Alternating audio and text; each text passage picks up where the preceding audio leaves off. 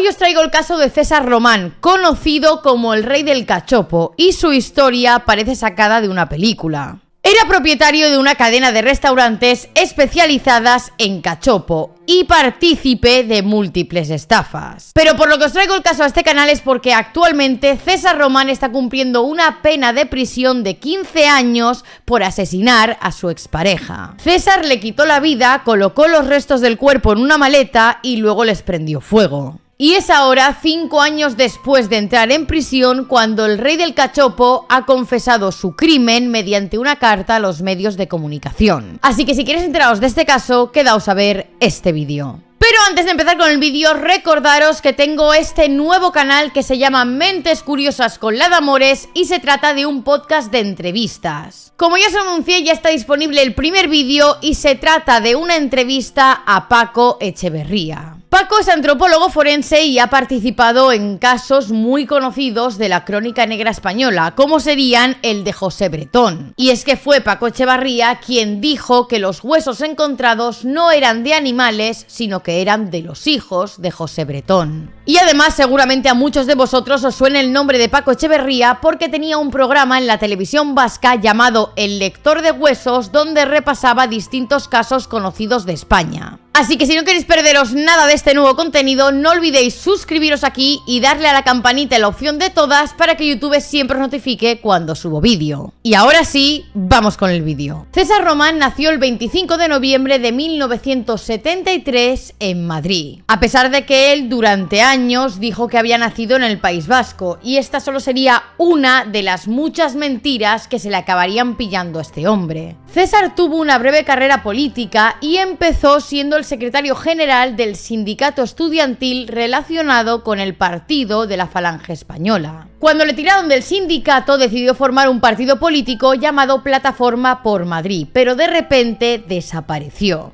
Resulta que había dejado de pagar a los trabajadores de la sede del partido y la seguridad social, y dejó a ese partido con una deuda de 90.000 euros. Para huir de estas deudas decide mudarse a Málaga. Allí pasa los 2 primeros años trabajando como camarero y después se crea una serie de asociaciones empresariales que podríamos considerar asociaciones fantasma. Y digo fantasma porque realmente estas asociaciones no tenían ningún tipo de función, simplemente la de estafar a los asociados cobrándoles una cuota sin hacer nada de representación por ellos. Así que cuando esta nueva estafa de las asociaciones estaba a punto de estallarle en la cara, él decide volver a huir a Madrid. Una vez en la capital, crea el periódico digital El Aguijón. En este periódico engañó a varios estudiantes de periodismo para que trabajaran para él sin cobrar. Su tarea era básicamente la de copiar y pegar noticias de otros portales. También en Madrid se une como secretario de prensa al Partido de Centro Democrático y Social. E incluso llega a ser candidato de este partido por Madrid, pero tras perder las elecciones decidió dejar de lado su carrera política para adentrarse en el mundo de la hostelería, y ahí decide crear su primer restaurante con la que en ese momento era su mujer. Todo comienza en el año 2015 cuando César Román participa en la Feria Gastronómica de Tapapiés. Se trata de un concurso de tapas y la tapa que llevaba César Román para ese concurso era el cachopo. Que para los que no seáis de España, el cachopo es un plato típico del norte, en concreto de Asturias. Básicamente se trata de un gran filete de ternera empanado y que en su interior lleva normalmente jamón serrano y queso. Y aunque César con su tapa de cachopo no llegó a ganar este concurso gastronómico, sí que es verdad que ahí se empezó a dar a conocer. Como os digo, aunque no consiguió ganar, su cachopo tuvo muy buena acogida entre la gente que fue aquel año a la feria gastronómica. Y es por esto que César y su mujer deciden abrir el restaurante La Cañada. Durante el primer año sí que llevaron este restaurante en conjunto, hasta que en 2016 su mujer le denunció por violencia de género y acabaron divorciándose. Es más, cuando a él se le estaba juzgando por el caso del que vamos a hablar aquí, su exmujer testificó en el juicio contando el por qué se habían divorciado. ¿Usted ha presenciado algún comportamiento violento de César durante su relación? ¿Perdón? Muchos. ¿Ha presenciado algún acto violento? Sí, de hecho tuve que ponerle una denuncia. Bueno, insultos, empujones. Es que no sé si puedo decir las palabras que me decía. Pues que me acostaba con todos, que era una zorra. He tenido muchísimos episodios violentos con César, Uno de los más así, digamos, hay muchas cosas que he tenido que olvidar. Y una discusión que hubo, la niña quería dormir conmigo, él no quería que la niña durmiera conmigo, se enfadó muchísimo, esto era la hora de la siesta, se enfadó mucho, se puso a gritar y en la calle, con una bombona de butana, me la tiró encima. Como no me dio, me metí en el coche, tuve que cerrar el coche y me rompió el espejo retrovisor. Además, la exmujer de César Román no fue la única de sus anteriores parejas en testificar en el juicio, porque también declaró una pareja que tuvo después de divorciarse de su mujer, y esta exnovia mencionaba que César Román le había quitado la vida a varios de sus perros. Yo sé que a mi perra la dio una paliza y tengo pruebas evidentes que me mató 3 perros. Y los perros pequeños ladran mucho, con lo cual molestan, a él le molestaban. Pues me fueron muriendo y desapareciendo perros, o perro por mes. Que la perra la dio una paliza que llamaron la vecina de al lado a la Guardia Civil y le rompió la mandíbula.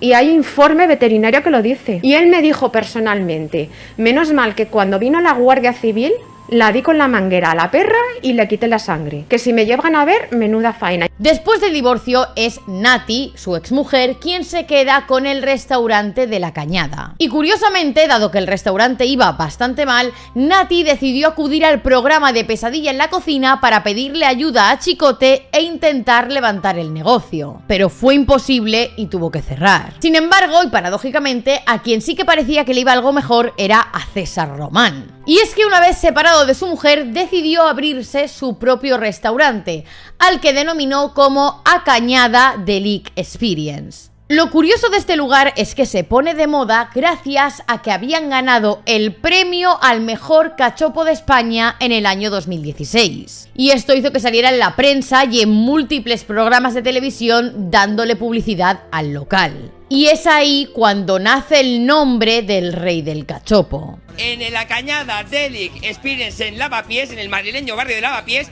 han ganado el premio al mejor cachopo de España 2016. O sea, que el mejor cachopo de España no está en Asturias, está aquí en Madrid. Y aquí tenemos a César, que ha ganado. Bueno, pues aquí estamos trabajando. ¿Contento? Muy contento, muy contento. ¡Ay, qué rico! ¡Ay, qué Yo te digo rico! una cosa, No te hasta un quemes. topo ve que este es el mejor cachopo. Aquí os dejo con esta comida rica, rica. Adiós. El caso es que este premio, que le consiguió tanta popularidad al local, era falso. Resulta que al parecer sí que hay un premio real que da la guía del cachopo en España. Y César Román se presentó al certamen de ese premio real, pero no lo ganó. Incluso se dice que intentó sobornar a uno de los jueces para ganar ese premio, pero el juez se negó a aceptar el soborno. Es por esto que César Román decidió inventarse su propio premio. Como os digo, el premio real lo da la guía del cachopo, y sin embargo el premio que tenía César Román en su restaurante lo había dado una asociación llamada Asociación de Amigos del Cachopo. Asociación que no existe. Pero como os digo, esto es algo que saldría a la luz tiempo más tarde. La verdad es que toda la publicidad y ese premio que decía tener al mejor cachopo hizo que su negocio fuera viento en popa, tanto que llegó a abrir 4 sidrerías en Madrid. Y es en la última sidrería que abre, en la cuarta, cuando contrata a Heidi Paz como camarera. César Román aparentaba ser un empresario de éxito con sus 4 sidrerías, hasta que llega el momento en el que se destapa todo esto del premio falso con un escándalo que se conoce como el Cachopo Gate. Y a partir de aquí llega el principio de la caída de César Román. Él ya acumulaba un montón de deudas en sus restaurantes, porque ni pagaba a trabajadores ni tampoco estaba pagando a proveedores. Y encima, con esto del Cachopo Gate, su credibilidad estaba por los suelos. Así que uno tras otro, en un periodo de un mes, tuvo que cerrar todas sus sidrerías, las 4. Y con esto dejó deudas de más de 150.000 euros con los proveedores y trabajadores de sus restaurantes. E incluso algunos de ellos se intentaron cobrar esa deuda por su mano y le dieron en una ocasión una paliza por la que acabó en el hospital. Como os he comentado antes, César había contratado a Heidi Paz como camarera para una de sus sidrerías. En principio comenzó siendo su empleada, pero poco a poco la relación fue más cercana y acabaron teniendo una relación de pareja. Su relación comienza en abril de 2018 y en junio de ese mismo año Heidi se entera de que está embarazada y ella sí que quería tener ese niño. Lo que pasa es que sufre un aborto natural. Heidi y yo dejamos la relación el día 20 de junio. El 20 de junio. 20 de junio. ¿Por qué dejaron la relación? ¿Por qué sabe exactamente que fue el día 20 de junio? Yo le explico por qué sé la fecha exacta. Heidi, hay un momento en que me viene un día y me dice, me he quedado embarazada. Me viene con un predictor y me dice, estoy embarazada. Y entonces yo, sinceramente, había una conversación que ella y yo habíamos tenido 20 veces, porque además yo se lo había dicho. Le había dicho, mira, todo estaba muy bien, todo esto muy jijaja, estamos los dos, nos lo pasamos fenomenal, pero tenemos que tener una cosa muy en cuenta. Tú tienes 25 años y yo tengo 45 años. Y lógicamente uno no es tonto. Es decir, Heidi es una chica guapísima. Es un espectáculo de chica. Entonces, cuando una chica de 25 años se acerca a ti, pues lógicamente, pues a lo mejor algún tipo de interés. Que a ti te puede dar igual, porque es como todo. Es decir, los dos aceptas parte del juego. Hay gente que tiene matrimonio muchos años y uno tiene un interés y el otro otro. Bueno, eso ya depende de cada uno.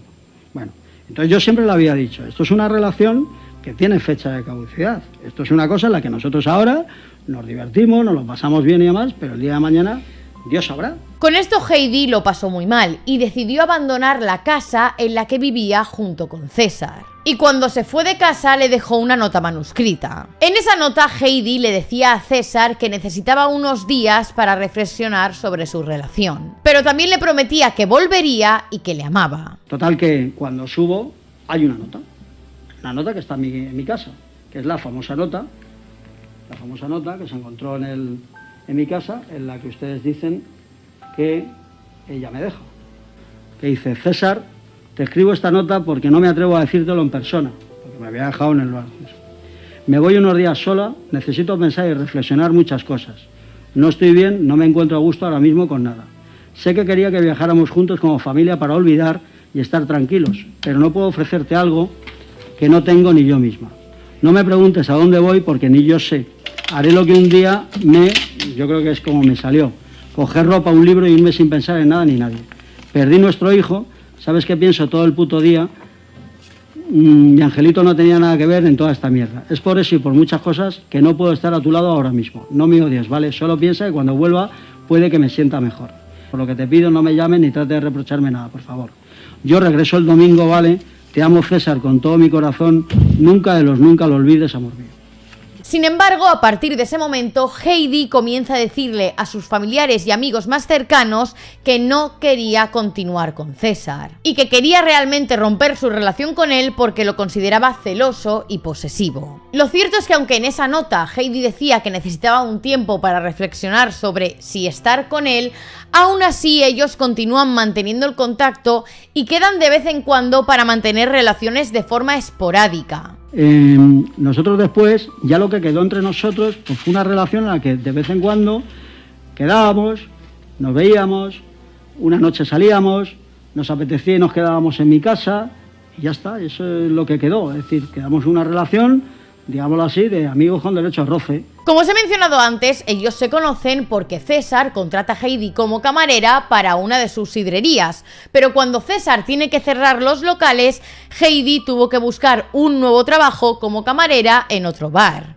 Heidi llevaba más o menos una semana trabajando en ese nuevo restaurante cuando César y ella acuden a ese local y lo destrozan por completo. Esto ocurre el 13 de julio. Como os digo, Heidi llevaba más o menos una semana trabajando en ese restaurante y aquel día por la mañana Heidi llama al dueño para decirle que le pague lo que le debe por el tiempo que ha trabajado, que serían 300 euros por una semana de trabajo. Según el dueño del bar, él le da esos 300 euros, pero Heidi le empieza a pedir más, le empieza a pedir adelantos de su sueldo, a lo que él se niega. El caso es que ese mismo día, 13 de julio, pero por la tarde, los dos, César y Heidi, se presentan en el restaurante. Iban ahí a pedirle que le pagara el dinero que Heidi le había pedido, pero el dueño no estaba en ese momento en el local. Así que Heidi y César se sientan en una mesa y comienzan a beber cerveza, hasta que llega un punto en el que estaban muy perjudicados. Por esto los camareros deciden no servirles más bebida, y es en este momento cuando comienza el altercado en el bar. Y todo esto quedó completamente grabado por las cámaras de seguridad del establecimiento. Los clientes fueron testigos de la pelea, primero de cómo uno de los empleados agarra del cuello al rey del cachopo. Intenta sacarlo del local, pero él se resiste. César Román lanza un vaso hacia la barra. Su novia forcejea con clientes y camareros. Cada vez más violento, vuelca una mesa y sigue lanzando objetos. Entre los dos rompieron varias botellas, el ordenador y una televisión. Destrozos que el dueño valora en 30.000 euros. En esas grabaciones se ve cómo los dos destrozan el bar por completo, tirando sillas, tirando mesas, rompiendo botellas y vasos contra las televisiones del restaurante. O sea, dejan el local hecho un completo destrozo. Lógicamente, ante esta situación, los que estaban presentes alertaron a la policía. Y Heidi, al escuchar que venían los coches patrulla, salió huyendo. Pero a César le acaban atrapando y por eso pasa 48 horas en el cuartelillo. Como os he mencionado, para este momento se supone que ellos dos no estaban juntos. Sí que tenían una relación esporádica, continuaban manteniendo el contacto, pero no eran pareja ya de forma oficial. El caso es que la última señal que se tiene con vida de Heidi es del día 5 de agosto. Aquel día Heidi sale de fiesta con un amigo y al acabar la fiesta, sobre las 5:52 de la mañana, decide llamar a César. No podemos saber exactamente qué es lo que hablan en esa llamada, pero por lo que pone la sentencia, se piensa que cuando Heidi llama a César es para dejar la relación de forma definitiva. Sin embargo, según la versión que dio César en el juicio sobre esa llamada, él dice que sí que es cierto que Heidi le llamó y que él le cogió el teléfono, pero que lo que le dijo Heidi no era nada de que quisiera cortar de forma definitiva, sino que lo que quería era tomarse unas copas con él en aquel momento. A lo que según él le contestó que eran las 6 de la mañana, que él estaba durmiendo y le acababa de despertar y que no iba a ir a tomarse nada con ella en ese momento. La madrugada del 4 al 5 de agosto, ¿usted recibió alguna llamada o algún mensaje de Heidi? A las 6 de la mañana, que yo estoy durmiendo en mi casa, me llama por teléfono, ¿vale? Que es la famosa llamada del día 5 de agosto, que ella está en la plaza de Legazpi. Entonces, me llama por teléfono a las 6 de la mañana, yo estoy durmiendo, creo que me llamó 3 veces, por lo que he visto en el sumario, ¿eh? Yo eso no lo recordaba tampoco, ¿no? Pues igual, de hecho, no creo ni siquiera que las escuchara esas llamadas, por eso seguramente me llamó 3 veces, seguramente porque me llamó y no cogí el teléfono. Y recuerdo que me dijo que si me iba a tomar algo, le dije, hombre, si yo estoy de fiesta toda la noche, a lo mejor a las 6 de la mañana me tomo una copa, pero si estoy durmiendo en mi casa, no salgo a las 6 de la mañana para tomar una copa. O sea, me refiero. Entonces le dije, mira, Heidi, estoy durmiendo, déjame en paz, llámame otro día y demás. Eso fue todo. De hecho, es una conversación de 27 segundos. Sin embargo, según la sentencia, lo que se piensa es que en esa llamada, cuando Heidi le dice que quiere cortar de forma definitiva, César le dice que vaya a su casa para hablar las cosas en persona. Y lo que se cree es que cuando Heidi llega a casa de César, él no quiere aceptar que él quiera dejarla y le quita la vida. Aunque tampoco podemos saber exactamente cómo lo hizo, puesto que no se encontró todo el cuerpo de la víctima. Así que la causa de la muerte en este caso es un misterio. Se supone que después de esto, para poder deshacerse del cuerpo, César lo descuartiza y mete el torso en una maleta. Y después de haber acabado todo este proceso, a las 4:20 de la tarde, César llama a un taxi para que venga a recogerle a su domicilio y le lleve a una nave industrial que es de su propiedad. Lo cierto es que este taxista declaró y dijo que le llamó mucho la atención lo que pesaba aquella maleta. ¿Pesaba la maleta? Mucho. Pero las maletas pesan normalmente. No. Esta pesaba más. Esta pesaba, yo le dije que si llevaba libros y pesaba, me tuvo que ayudar, ¿eh? Le dije, écheme una mano. ¿Por qué habla tan seguro del peso, de que pesaba mucho? ¿Aproximadamente cuánto podía pesar la maleta? Yo se lo dije a la policía, de 50 a 60 kilos pesaba. ¿Pero por qué considera usted...? Llevo muchos años yendo al gimnasio y cojo pesas y sé más o menos lo que he pesado. ¿A que si yo le digo 20 kilos, seguro que no pesaba 20 kilos? 20 kilos lo levanto yo sin ningún problema. sin ningún problema. Para que yo no pueda levantar un peso, aunque la maleta es difícil de levantar, tiene que pesar bastante, si no, no lo levanto, vamos, sin problemas. Una vez llegan a esa nave industrial, el taxista le ayuda a César a bajar la maleta del maletero. Y ahí César deja la maleta dentro de esa nave. Como os digo, esto ocurre el 5 de agosto, pero el día 13 de agosto César vuelve a la nave industrial para prenderle fuego a la maleta y así deshacerse por completo de las pruebas que quedaban de su crimen. Pero resulta que alguno de los vecinos de la zona vio el humo que estaba saliendo de la nave industrial y decidió avisar a los bomberos de que había un incendio. Y es aquí cuando se le pierde la pista por completo al rey del cachopo. Cuando los bomberos consiguen apagar el incendio, se dan cuenta de que en esa nave había una maleta que en su interior tenía un torso humano recubierto por sosa cáustica.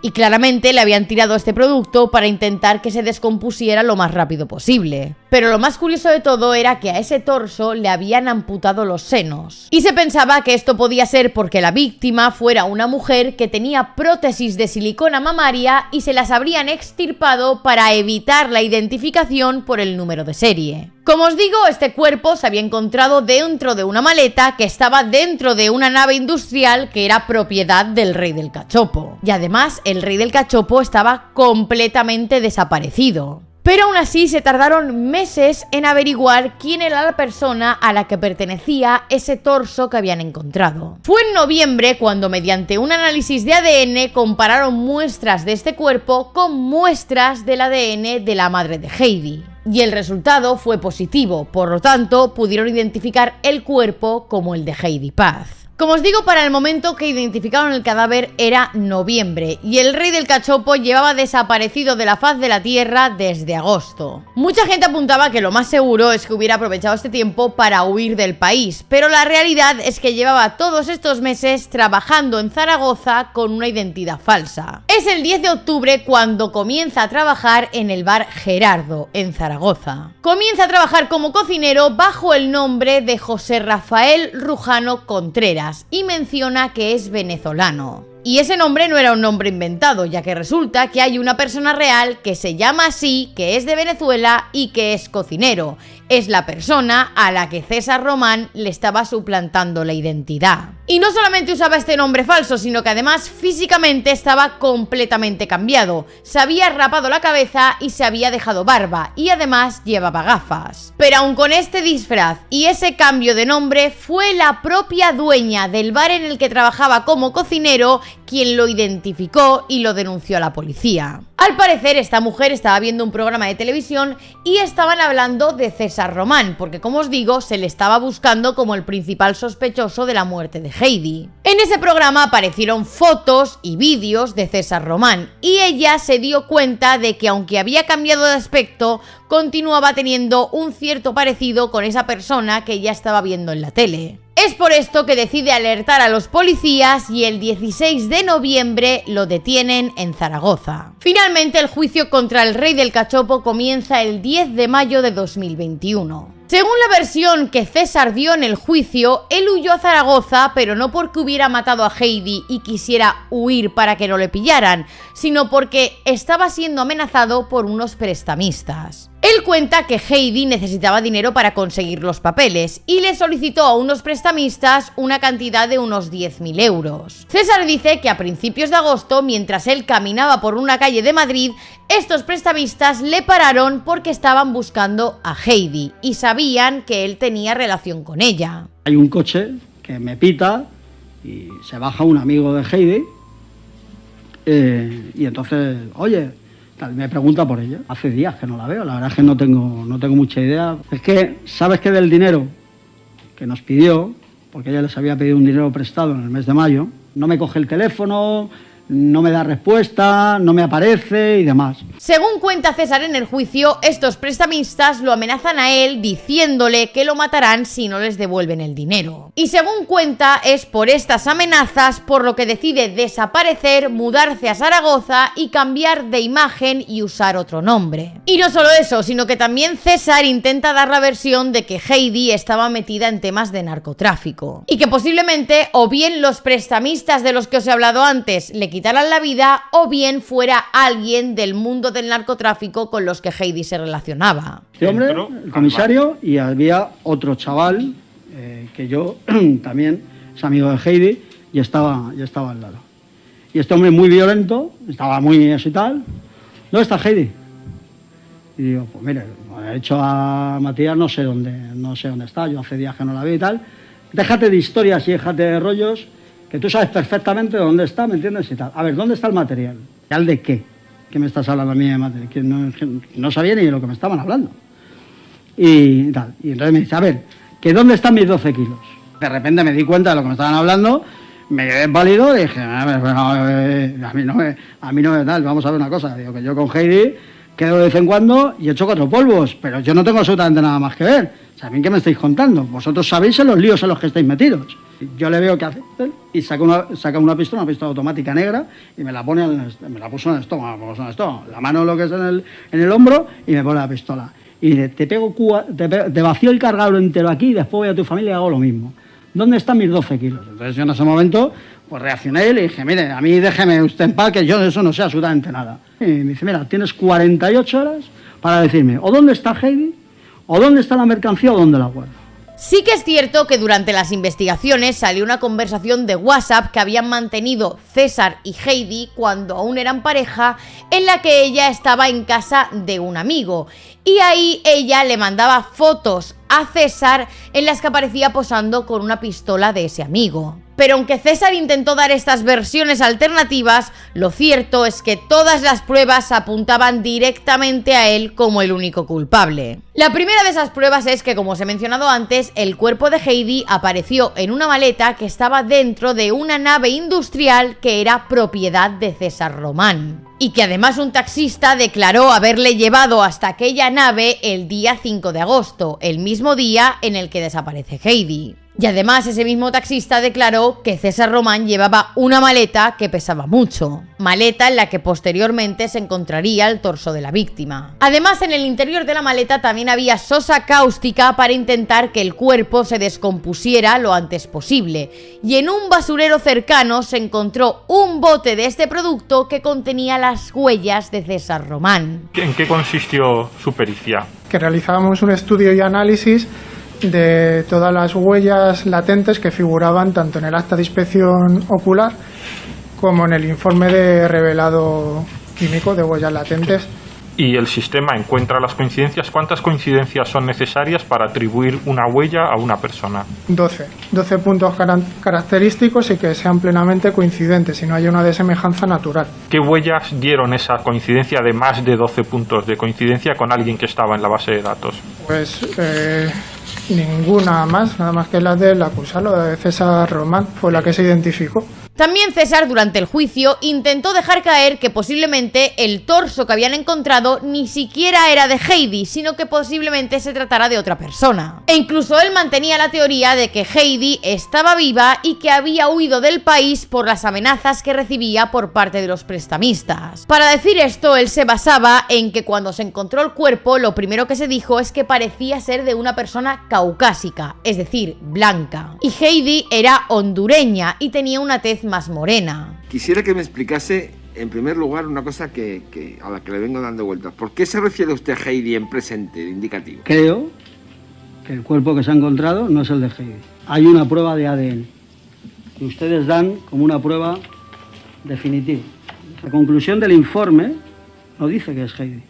La conclusión dice literalmente: no se puede descartar que el cadáver hallado pertenezca a una hija de Gloria Francis Bulnes Solórzano. Establece que las pruebas de ADN tienen un margen de error. Allí, los forenses dijeron: el torso humano corresponde con una mujer de raza blanca caucásica, joven que nunca ha parido. Heidi tuvo a su primera hija por cesárea y el cuerpo que se encontró, el examen forense, determina que no tiene cicatriz de cesárea. La segunda hija la tuvo de parto natural. Y ni tiene las deformaciones de un embarazo normal, ni tiene las marcas de lo que es de una cesárea. Lógicamente, Heidi tiene 2 hijos. Y Heidi, evidentemente, no es de raza blanca caucásica. El caso es que realmente no hay duda de que ese cuerpo sí que es de Heidi, porque, como os he mencionado antes, se le hizo la prueba de ADN. Y se corroboraron muestras del cuerpo con muestras del ADN de la madre de Heidi y dio positivo. Así que la explicación de por qué el cuerpo se veía algo más blanquecino podría ser puesto que había estado cubierto con sosa cáustica dentro de la maleta. Y también otra prueba que se tiene en contra de César es que cuando a él lo detienen en Zaragoza se hace un registro del piso en el que estuvo viviendo en esa ciudad. Y en ese registro se encontró el teléfono móvil de Heidi. También algo curioso del juicio es que declararon unas psicólogas que iban como perito por parte de la defensa, es decir, por parte de los abogados de César Román. Al parecer estas psicólogas le habían hecho una serie de test al rey del cachopo para averiguar si tenía algún tipo de rasgo de psicopatía. Y lo curioso es que aunque la psicóloga dice que no vio en él ninguno de estos rasgos, los cumple absolutamente todos. ¿A ustedes quién les propone para que elaboren el informe que han elaborado? La defensa. La defensa son propuestas por la defensa. De inicio sí. ¿Ustedes conocían al acusado de antes? Yo sí. Sí, ¿de qué le conocía? Como bien dice usted, su restaurante estaba en el número 4, el mío en el 7, es casi enfrente de la calle, más o menos, y por tanto le he visto por la calle más de una vez y él conocía el centro de psicología. Bueno, pues la demanda de inicio era la siguiente. Lo cito casi literal porque me acuerdo muy bien, fue muy directo, fue la letrada que me dice, le acusan de algo muy grave, yo creo que esto tan grave lo tiene que haber hecho un perfil, me dijo, muy psicopático, creo recordar que fue el encargo, y yo creo que mi cliente no lo es. Entonces querría que le hicieras una evaluación de personalidad para saber si es o no es un psicópata. Esa fue la petición que me hizo por teléfono. Sí. Un psicópata sería una personalidad que tendría un trastorno de personalidad antisocial, y no solamente, sería una personalidad antisocial en tanto en cuanto no sería capaz, no querría, no solamente no sería capaz de seguir las normas, las transgrediría constantemente por el mero hecho de lucrarse, sería capaz de dañar a los demás solamente para sacar algún tipo de beneficio, tendría una elevada carga de frialdad, de distancia emocional, de capacidad para elegir hacer el mal cuando podría elegir lo contrario. De modo que lo que tratan es de determinar si tenía rasgos psicopáticos. Respecto del cuestionario de personalidad, ¿qué personalidad encuentra en el acusado? Pues una personalidad muy compleja, que no se caracteriza por ningún trastorno, como el 80% de la población, por tanto no hay un único rasgo definitorio. Tiene rasgos narcisistas, en una medida que se entiende incluso casi sana, ¿no? Que tiene que ver con cómo él se desenvuelve por la vida y cómo él se presenta ante el mundo. Tiene rasgos dependientes, tiene rasgos también paranoides. ¿Tiene rasgos psicopáticos? No. Tiene la puntuación más baja que tiene sería la parte antisocial, la dimensión antisocial, y es una puntuación absolutamente normalizada como podemos tener todos. No encontraron rasgos psicopáticos en la persona. Para encontrar esos rasgos psicopáticos veo aquí que utilizaron la escala de evaluación de psicopatía de Hart revisada. Según este psicólogo, ¿serían rasgos de una persona psicópata, psicopatía, locuacidad y encanto personal? La locuacidad y el encanto personal sería una pequeña dimensión de una personalidad psicopática. ¿Arrogancia? Podría ser. ¿Ausencia de sentimiento de culpa? ¿Manipulación? ¿Manipula a las personas ajenas? Sería un rasgo. Sí. ¿Ausencia de empatía en las relaciones interpersonales? Totalmente. ¿Utilización de la mentira y el engaño como recurso? Sí. ¿Impulsividad? Absolutamente. ¿Relaciones de corta duración? Sí. No hay más preguntas. Finalmente, y por unanimidad, el jurado declaró a César Román como culpable de homicidio con el agravante de parentesco y de género, y por esto lo condenaron a 15 años de prisión. Culpable del hecho delictivo de homicidio. Por lo anterior, los jurados, por unanimidad, encontramos al acusado culpable del hecho delictivo de profanación de cadáver. Si os habéis dado cuenta, se le declara culpable de homicidio, no de asesinato. Esto fue porque en España, para que se considere como asesinato, tiene que demostrarse que se ha hecho o bien con alevosía o bien con ensañamiento. En este caso eso es algo que no se pudo demostrar. Lo único que se pudo probar es que efectivamente el cuerpo encontrado era de Heidi Paz y que le habían quitado la vida. Pero claro, es imposible saber si lo hizo con alevosía o con ensañamiento fallecimiento, puesto que lo único que se encontró de ella fue el torso. Entonces no se le pudo hacer la autopsia al resto del cuerpo y ni siquiera se sabe exactamente cuál fue la causa de la muerte de Heidi. Hace unas semanas este caso ha vuelto a la luz porque Netflix ha estrenado un documental sobre el rey del cachopo. Documental en el que el propio César Román aparece en algunos fragmentos dando una entrevista desde prisión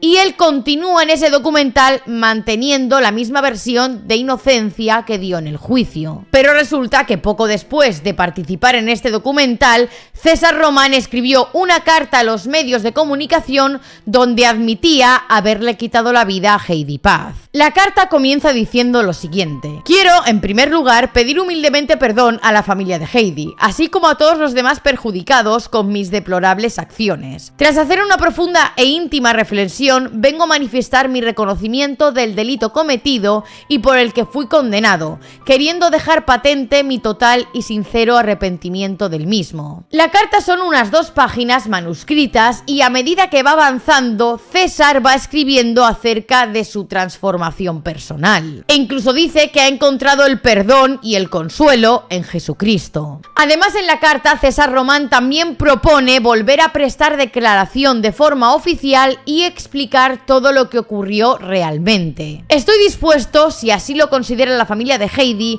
a hacer una declaración ante el juez y ante estos familiares para que puedan descansar de una vez y conocer todo lo ocurrido. El caso es que mucha gente se preguntaba el por qué reconocer ahora el crimen, cuando justamente hace unos meses grabó el de documental y en el documental continuaba manteniendo su inocencia. Pues bien, los expertos piensan que lo ha hecho simple y llanamente para empezar a tener permisos penitenciarios. Resulta que de los 15 años que le condenaron, César ya ha pasado los 5 primeros en prisión, por lo tanto habría cumplido 1/3 de su condena. En algunos delitos este es uno de los requisitos necesarios para ya empezar a tener este tipo de permisos, pero en el caso de César Román está condenado por homicidio y no solamente se pide haber pasado 1/3 de condena en la cárcel, sino también el reconocimiento de lo que has hecho. Y es por eso que los expertos piensan que es ahora cuando ha decidido confesar los hechos, para poder empezar a acceder a esos permisos penitenciarios. Y bueno, chicos, hasta aquí el vídeo de hoy, espero que os haya gustado. Si es así, no olvidéis dejarme un like y suscribiros aquí abajito y decirme en comentarios cuál es el próximo caso que queréis que traiga a este canal. Y nos vemos en el próximo vídeo.